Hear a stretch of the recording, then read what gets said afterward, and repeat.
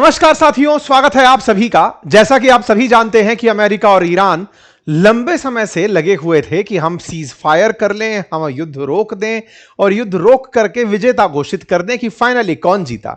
आज के सेशन में चर्चा आज सुबह हुई उस घटना की जिसमें ट्रंप ने और पजेशियन दोनों ने समझौता कर लिया फाइनली युद्ध विराम का। यह समझौता जैसे ही हुआ, चर्चा बनने लगी कि चलो ये बताओ कौन जीता कौन हारा, क्योंकि अमेरिका और ईरान की जंग थी। और जब कौन हारा और कौन जीता की बात हो तो मीडिया जिसके हाथ में वो विजेता घोषित हो जाता है। लेकिन इस बार अमेरिका को खुद की ही मुंह की खानी पड़ी, क्योंकि अमेरिका में खुद ट्रंप की पार्टी के और विपक्ष के लोग ट्रंप के सरेंडर होने की और ईरान के जीतने की कहानी लिख रहे हैं। ऐसा क्या है इस समझौते में जिसके चलते ट्रंप ने एक दिन पहले ही, जो 19 तारीख को यानी कि कल स्विट्जरलैंड के अंदर होने वाला समझौता था, वो आज वर्साई के उस महल में बैठकर कर दिया जहां कभी इसी तरह से वुड्रो विल्सन ने जर्मनी के लिए प्रथम विश्व युद्ध समाप्त होने पर वर्साई की संधि पर हस्ताक्षर किए थे। ट्रंप के द्वारा हस्ताक्षर हुए ही थे कि साथ ही साथ ईरान के राष्ट्रपति पजेश्कियन ने भी इस पर इलेक्ट्रॉनिकली और डिजिटली हस्ताक्षर कर दिए। कहा कि लीजिए साहब, दस्तखत की कॉपी हमारे साथ रही। ट्रंप जैसे ही ये काम किए तो एंड हो गया वेस्ट एशिया के अंदर चल रहे युद्ध का। और ऐसे में चर्चा बनने लगी किसको क्या मिला, भारत को क्या मिला, पाकिस्तान को क्या मिला, अमेरिका को क्या मिला, ईरान को क्या मिला, जीसीसी कंट्रीज को क्या मिला, इराक, सीरिया, सभी का आज के सेशन में जिक्र होगा किसको क्या मिला। और सबसे ऊपर जिक्र होगा उस अमेरिका का जो कभी 20 साल तक अफगानिस्तान में जंग करने के बाद अपने सैनिकों को निकाल कर चला गया, कहता रहा कि हम विजेता रहे, लेकिन दुनिया कही कि अमेरिका हार गया। तो क्या आज भी इस जंग में अमेरिका हार गया या कुछ नया हुआ? आइए आज के सेशन में जिक्र करते हैं, क्योंकि अल्टीमेटली तेल की कीमतें हो, खाद्यान्न की कीमतें हो, तमाम चाहे शेयर बाजार हो, सब पर इस बात का असर तो पड़ना तय है। भारत के ऊपर भी असर पड़ना तय है। तेल की कीमतें, फर्टिलाइजर की कीमतें, भारत के अंदर घटता विदेशी मुद्रा भंडार, सब कुछ प्रभावित हो रहा था जिस घटना से, उस पर चर्चा करते हैं। लेकिन उससे पहले चैनल पर नए हैं तो सब्सक्राइब कर लीजिए और अपने साथियों के साथ इसे साझा कर दीजिए। आइए बढ़ते हैं। तस्वीरें आपके सामने बुधवार रात को फ्रांस के वर्साई पैलेस में एमओयू पर हुए हस्ताक्षर की, जिसमें राष्ट्रपति इमानुएल मैक्रोन की मौजूदगी में ट्रंप के द्वारा हस्ताक्षर किए गए। 19 जून को स्विट्जरलैंड के जेनेवा के पास लूसर शहर के अंदर ये साइन होने जा रहे थे, लेकिन इन्हें एक रात पहले ही कर दिया गया। ट्रंप ने यह जगह जहां पर साइन की, ये जो साइन हुआ, इनके पीछे थोड़ी ऐतिहासिकता थी कि मैं भी वो काम करके जा रहा हूं जो मुझसे बड़े लोग पहले करके गए थे। 107 साल पहले 1919 में वुड्रो विल्सन ने जर्मनी के लिए यहां पर हस्ताक्षर किए थे, जब प्रथम विश्व युद्ध के अंदर जर्मनी को हराया गया था। यह कहां थी चर्चा? तो आंसर है वर्साई के महल की। कहां है? फ्रांस के अंदर है, जहां पर यह घटना घटी। तो वर्साई के अंदर ये जो हस्ताक्षर हुए, इसके मायने क्या हैं वो बताते हैं। तस्वीरों में पजेश्कियन ईरान के राष्ट्रपति दिखाई पड़ते हैं और एक तस्वीर बाहर निकलकर आती है जिसमें 14 सूत्रीय मांगे थी जिन पर सहमति जताई गई है। तो क्या इनके अंदर अमेरिका ईरान को $300 बिलियन देगा, इसकी चर्चा थी, नंबर 1। नंबर 2, क्या ईरान परमाणु कार्यक्रम रोक देगा, क्या इसकी चर्चा थी। क्या इजराइल लेबनान पर हमला करना छोड़ देगा, क्या इसकी चर्चा थी। क्या स्टेट ऑफ हॉर्मुज पर ईरान टैक्स नहीं वसूलेगा, क्या इसकी चर्चा थी। कई सारे प्रश्न एक एक करके जवाब देते हुए चलते हैं। मसूद पजेश्कियन के द्वारा किया गया ये आपके सामने ट्वीट है, जिसमें उन्होंने इसे हिस्टोरिक डॉक्यूमेंट कहते हुए एग्रीमेंट की तस्वीरें साझा की। इमानुएल मैक्रोन ने इस बात के लिए बधाई सुबह सुबह दी कि ट्रंप ने साहब वर्साई के अंदर एग्रीमेंट साइन कर दिया है। तस्वीरों में यह जगह इसलिए मायने रखती है क्योंकि एवियान शहर, जहां पर G7 की बैठक हो रही थी, ट्रंप वहां पर आए हुए थे और उन्होंने वहीं पर इसे साइन कर दिया। उन्होंने अगले दिन का भी इंतजार नहीं किया। व्हाइट हाउस ने इसे राष्ट्रपति ट्रंप की बहुत बड़ी उपलब्धि बताया कि उन्होंने वही कारनामा दोहरा दिया जो 1919 में वुड्रो विल्सन ने किया था। बाय द वे, ये वर्साई का महल फ्रांस का एक बहुत ही लीगेसी रखने वाला महल है। फ्रांस की राजधानी पेरिस के पास स्थित है। यहां पर 1623 के अंदर राजा लुई हुए थे, जो 13वें राजा थे। उन्होंने छोटे से एक लॉज के रूप में इसकी शुरुआत की थी, लेकिन उनके बेटे ने इसे भव्य महल में में बदल दिया। आज आप इसकी ऐतिहासिकता से अंदाजा इस बात का लगा सकते हैं कि प्रथम विश्व युद्ध की समाप्ति पर जर्मनी को सरेंडर इसी महल में कराया गया था। इसमें 2300 कमरे बताए जाते हैं। फ्रांसीसी क्रांति का इसे केंद्र माना जाता है। कहा जाता है कि इसका ऐतिहासिक महत्व बहुत ज्यादा है, क्योंकि जिस वर्साई की संधि से हिटलर का जन्म हुआ हो, जिस वर्साई की संधि से सेकंड विश्व युद्ध हुआ हो, वो यही वर्साई की संधि थी, इसी वर्साई पैलेस में थी। वहां पर उस समय अमेरिकी राष्ट्रपति वुडरो विल्सन थे और अब डोनाल्ड ट्रंप हैं जिन्होंने ईरान के साथ समझौता किया है। क्या यह ईरान के साथ समझौता आने वाले समय में किसी बड़े युद्ध की निशानी है? यह तो इतिहास भविष्य बताएगा, लेकिन फिलहाल के लिए चर्चाएं इसी बात की कि साहब इन लोगों ने, ईरान और यूएस ने डील कर ली है। अब ईरान और यूएस की इस डील में जो बातें लिखी हैं अंग्रेजी में, उन्हें एक एक करके हम तोड़कर आपको बताते चलते हैं। सबसे पहले हॉर्मुज स्ट्रेट को खोलने की बात हुई है। कहा गया है कि 60 दिन तक हॉर्मुज स्ट्रेट पर ईरान एक भी टोल नहीं वसूलेगा, लेकिन 60 दिन बाद क्या होगा नहीं पता। कुछ लोगों का कहना है, विशेष रूप से ट्रंप के अपोजिशन का कहना है, 60 दिन बाद ईरान यहां पर टोल वसूलेगा, तब तक अमेरिकी सेना यहां से फुर्र हो लेगी। तो साहब कुल मिलाकर के हॉर्मुज स्ट्रेट को खोला जाएगा बिना टैक्स लिए, शुल्क किसी प्रकार के नहीं लिए जाएंगे, रास्ता खोल दिया जाएगा, कोई एक्स्ट्रा फीस नहीं होगी। कुल मिलाकर के ईरान के जहाज भी यहां से निकलेंगे तो और खाड़ी देशों के जहाज भी यहां से निकलेंगे। ना ईरान उन्हें रोकेगा, ना अमेरिका इन्हें रोकेगा। यही कारण है कि तेल की कीमतें आज नीचे आ गई। नंबर दूसरा, अमेरिका नाकेबंदी हटाएगा और इसकी शुरुआत में ही ईरान ने बकायदा 15 जहाज रवाना करके चेक कर लिया कि हां भाई अमेरिका वाले कोई दिक्कत नहीं कर रहे हैं। ठीक है साहब, तो अमेरिका जितनी भी जगह नाकेबंदी लगाई हुई थी स्ट्रेट ऑफ हॉर्मुज में, ईरान के तटों पर, खर्ग आइलैंड समेत, उन सबको हटाने की बात करेगा। नंबर तीसरा, ईरान परमाणु कार्यक्रम आगे नहीं बढ़ाएगा। यह सबसे इंपॉर्टेंट बातों में से अमेरिका के लिए है कि साहब वो वेपन नहीं बनाएगा। लेकिन इंटरेस्टिंग बात यह है कि बराक ओबामा ने जब JCPOA साइन करवाया था ईरान के साथ में, P5+1 देशों ने मिलकर के ईरान से एग्रीमेंट किया था, तब भी यही कहा था कि ईरान परमाणु हथियार नहीं बनाएगा और ईरान के ऊपर कुछ राहतें दी गई थी। लेकिन फिर ये महानुभाव ट्रंप आए, इन्होंने JCPOA रद्द कर दिया, ईरान पर तमाम प्रकार के सैंक्शंस लगा दिए, तेल बेचना रोक दिया। लेकिन इनकी इस हरकत के चलते ईरान आज अमेरिका से लड़ लिया और उन शर्तों को मनवाने में कामयाब हो गया, जो आगे चलकर आपको पता चलेगी कि इन शर्तों में ईरान जो पहले कह रहा था कि मैं न्यूक्लियर वेपन नहीं बनाऊंगा, वो आज भी कह रहा है।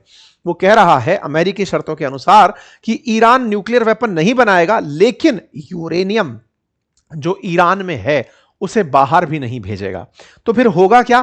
तो IAEA की team, international atomic energy agency की जो टीम है, वो आकर के इसे डीनेचर्ड करेगी। जो एनरिच्ड है उसे मतलब एक तरह से समझिए कि डाइल्यूट कर देगी, पतला कर देगी। मतलब 60% एनरिच्ड यूरेनियम को अब बारीक कर दिया जाएगा ताकि वो वॉर के अंदर काम में ना आ सके। इस प्रकार से उसे वहीं की वहीं हैंडल कर दिया जाएगा।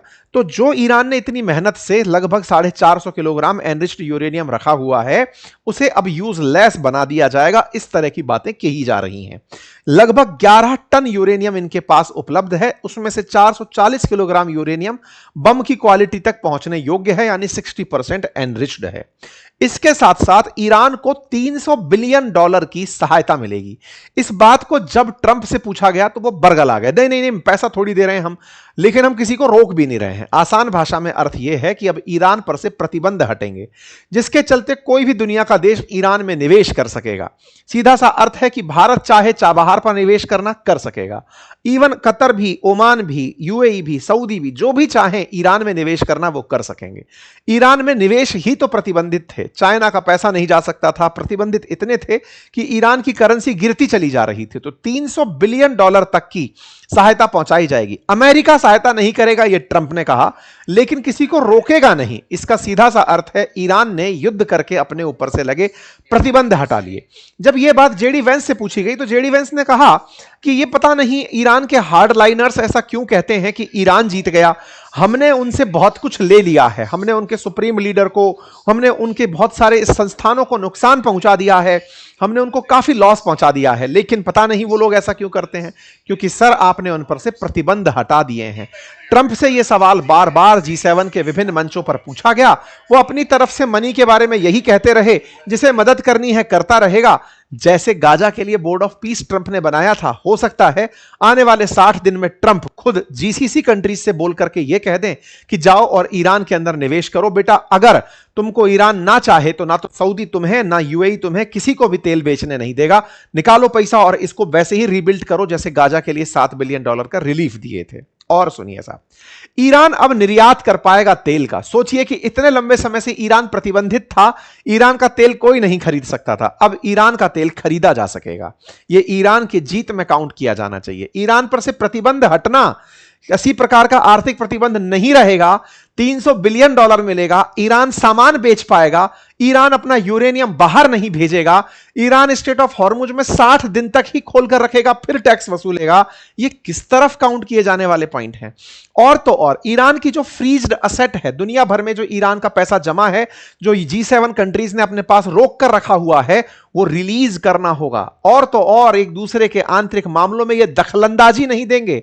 यानी कि जिस तरह से ट्रंप ने पहले कहा था कि हां भाई ईरान में सत्ता परिवर्तन के लिए लोग सड़क पर आ रहे हैं, हम उनको रखवाली देने आ रहे हैं, इस तरह की आगे भविष्य में कोई गुंजाइश नहीं होगी। इतना ही नहीं, ईरान के साथ सभी मोर्चों पर जंग खत्म करनी होगी, अर्थात लेबनान के अंदर भी आपको युद्ध से पीछे हटना पड़ेगा।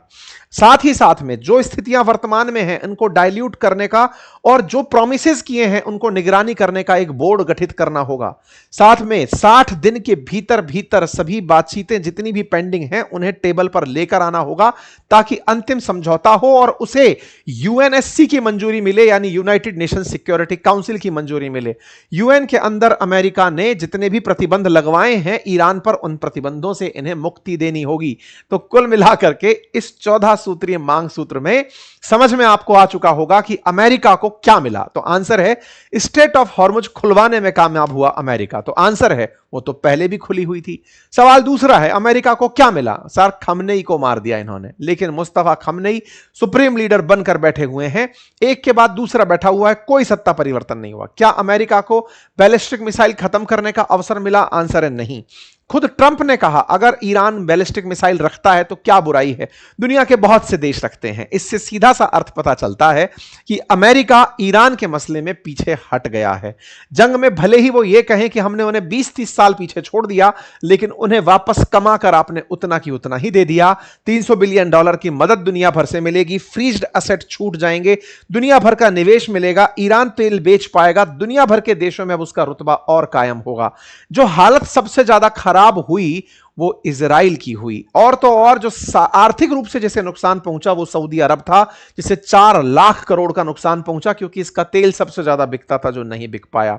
और तो और ईरानी संसद ने इतना तक कहा है कि हॉर्मुज पर गुजरने वाले जो जहाज हैं उनसे हम टैक्स वसूलेंगे, और ईरान के दस्तखत का ट्रंप के दस्तखत की हम कोई वैल्यू भी नहीं करते हैं, हम तो अपनी शर्तों पर चल रहे हैं, हमारी शर्तें पूरी होते जाओ, हम बढ़िया रहेंगे। मतलब सोचकर देखिए, आज ईरान इस स्थिति में है कि अब अमेरिका को करना है जो करना है। ईरान तो जैसे था वैसे ही है, प्रतिबंध अमेरिका को हटाने हैं, फ्रीज्ड असेट अमेरिका को छोड़ने हैं, अमेरिका दुनिया की कंपनीज को आने के लिए कहेगा, अमेरिका अपने यहां से IAEA इनके यहां भेजेगा, जो भी करना है अमेरिका को करना है। इजराइल को अमेरिका रोकेगा, लेबनान पर हमला अमेरिका रोकेगा, खुद नाकेबंदी अमेरिका हटाएगा, ईरान के बंदरगाहों से अमेरिका हटेगा। ईरान क्या कर रहा है? ईरान तो जहां है वहीं है। ईरान तो 60 दिन बाद की तैयारी कर रहा है कि फिर मैं टैक्स वसूलूंगा। तो कुल मिलाकर के अमेरिका ईरान के इस जंग में अमेरिका पीछे हटा, ये मैं नहीं, ये अमेरिका के अंदर अमेरिका के विपक्ष के और सत्ता पक्ष के भी बहुत से सांसदों का कहना है कि ट्रंप की ये सबसे बड़े ब्लंडर्स में शामिल बात है। ईरान इस बात को लेकर के कि साहब हम दस्तखत पर भरोसा नहीं करते, हम तो अभी भी उसी तरह से चले आ रहे हैं जिस तरह से चीजें चल रही हैं। यहां पर देख सकते हैं ये ईरानी सीनेटर हैं जिन्होंने साफ कहा है ईरान जीत गया और ट्रंप ने सरेंडर कर दिया। ये यूएस सीनेटर और हैं बिल कैसिडी, इसी प्रकार से मार्क कैली, सब ने ट्रंप से तमाम सवाल किए। ऐसे ही नैन्सी पेलोसी, सभी का एक ही चीज है कि ओबामा इससे बहुत फार बेटर थे, जिन्होंने JCPOA करके ईरान को न्यूक्लियर बम बनाने से भी रोक लिया था, और उस समय कोई हॉर्मुज का लफड़ा भी नहीं था और सैंक्शन सब चले आ रहे थे। इनसे जब पूछा गया बैलिस्टिक मिसाइल रखेगा ये, तो बोले दुनिया भर के देश रखते हैं, रख लेगा, इससे क्या फर्क पड़ रहा है। तो सवाल है, तो क्या कल स्विट्जरलैंड में ये लोग मिलेंगे? मिलेंगे, लेकिन राष्ट्राध्यक्ष समझौते की हस्ताक्षर फाइल नहीं करेंगे, लोग आपस में मिल लेंगे, दस्तखत कर दिए गए हैं। तो ईरान की सरकार पूरी तरह से इस बात में अपनी विन विन सिचुएशन लेकर चल रही है। अब सबसे बड़ा प्रभाव है, प्रभाव सबसे ज्यादा किस पर पड़ा, मतलब इस पूरी जंग का असर सबसे सबसे ज्यादा किस पर पड़ा, तो बात करें गल्फ स्टेट्स की। तो जिन्हें जितना तेल का नुकसान हुआ था अब वो तेल बेच पाएंगे, पर्यटन पूरा रुक गया था, इन्वेस्टमेंट रुक गया था, वो वापस से शुरू हो पाएगा और वो ईरान के साथ आने वाले समय में बढ़िया दोस्ती निभाएंगे कि सुनो भाई आपस में नहीं लड़ेंगे, अमेरिका के कहने पर मित्रता बनी रहे तो सबसे अच्छा। लेकिन जिसके साथ धोखा हो गया उसका नाम इजराइल है, क्योंकि इजराइल के बिहाफ पर फैसला अमेरिका ले लिया कि लेबनान पर हमला नहीं करेगा। असल में यह जंग ही इजराइल की थी।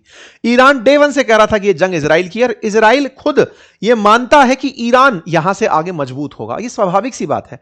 ईरान को जितना नुकसान हुआ असल में अब वो इजराइल के लिए उतना ही घातक हो जाएगा। ईरान को जितना पैसा यहां से आगे मिलेगा, प्रतिबंध हटेंगे, पैसा पहुंचेगा, हॉर्मुज पर कंट्रोल बढ़ेगा, उसके फ्रीज्ड असेट खोल दिए जाएंगे, दुनिया भर का निवेश पहुंचेगा, ईरान और मजबूत होगा। और जितना ईरान मजबूत होगा इजराइल का सर्वाइवल उतना टफ होगा। और तो और अमेरिका ने खुद गारंटी ले ली कि अब इजराइल हमले नहीं करेगा तो यह अपने आप में इजराइल और अमेरिका के रिश्ते बिगाड़ने वाला है, क्योंकि इजराइल चाह करके भी ईरान पर हमले, लेबनान पर हमले नहीं रोक सकता, क्योंकि उसको कल भी मैंने आपको बताया था उसको लड़ते रहना ही सबसे ज्यादा जरूरी लगता है।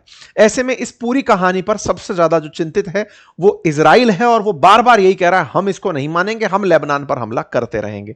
तो ऐसी स्थिति में जिसे मतलब ट्रंप और नेतन्याहू के बीच संबंध विच्छेद की कड़ी माना जा रहा है, हो सकता है नेतन्याहू इस बार का चुनाव हार जाए केवल इस समझौते के हो जाने पर, क्योंकि इजराइल के सर्वाइवल के लिए सबसे बड़ा ये एमओयू साइन हुआ है।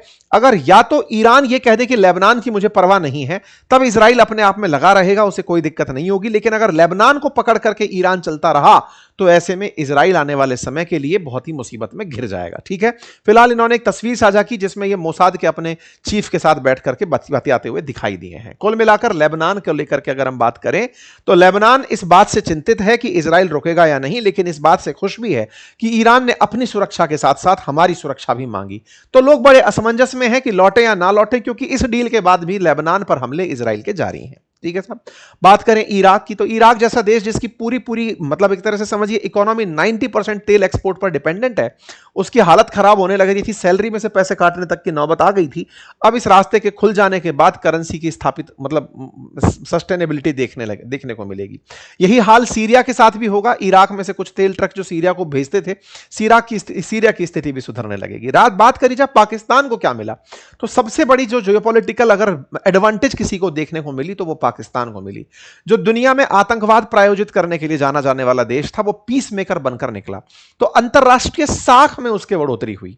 ईरान और इजराइल की इस वॉर में अमेरिका के साथ युद्ध रुकवाने में पाकिस्तान ने जो भूमिका निभाई वो इसे आने वाले समय में लोगों से चंदा लेने में मदद करेगी। लोग इसकी मदद करने को बेहतरी समझेंगे कि इसने दुनिया में शांति स्थापित करी है, चलो इसको दान का ही पैसा दे दें। तो हो सकता है गल्फ नेशंस इसकी मदद के लिए चंदा दें, जो भारत के लिए ठीक नहीं है। ठीक है, अब इसके साथ ही सवाल यह कि क्या पाकिस्तान इसको सेलिब्रेट कर रहा है? पाकिस्तान बाकायदा इसे इस्लामाबाद पीस अकॉर्ड ही कह रहा है कि भाई हमारी वजह से यह काम हुआ है, तो इस्लामाबाद मेमोरेंडम ऑफ अंडरस्टैंडिंग वो नाम दे रहा है।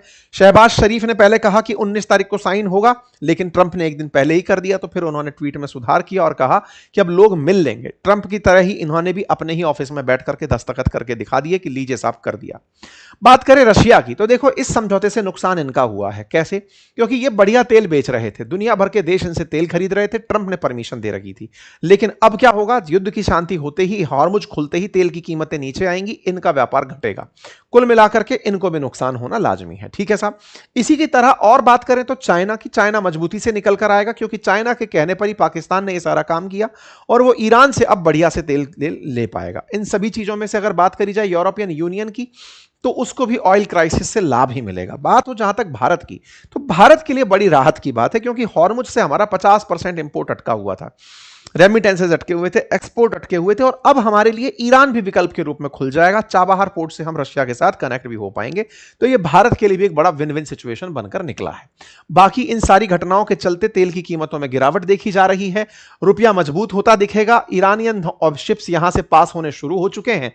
तो आने वाले समय में देखना होगा कि यह आगे किस दिशा में बढ़ता है। फिलहाल के लिए तो उम्मीदें करें सकारात्मक रूप से ही, क्योंकि ट्रंप पर विश्वास ईरान करता नहीं, इजराइल इसे होने देगा नहीं। तो यह कितने दिन चल पाएगा वो देखने वाली बात है। लेकिन कुल जमा इस पूरी घटना का अगर सार निकाला जाए तो इसमें ट्रंप हारे हैं और ईरान जीता है। आपको क्या लगता है? अपना ऑब्जर्वेशन कमेंट बॉक्स में जरूर बताइए। चैनल पर नए हैं तो सब्सक्राइब करना मत भूलिएगा। धन्यवाद।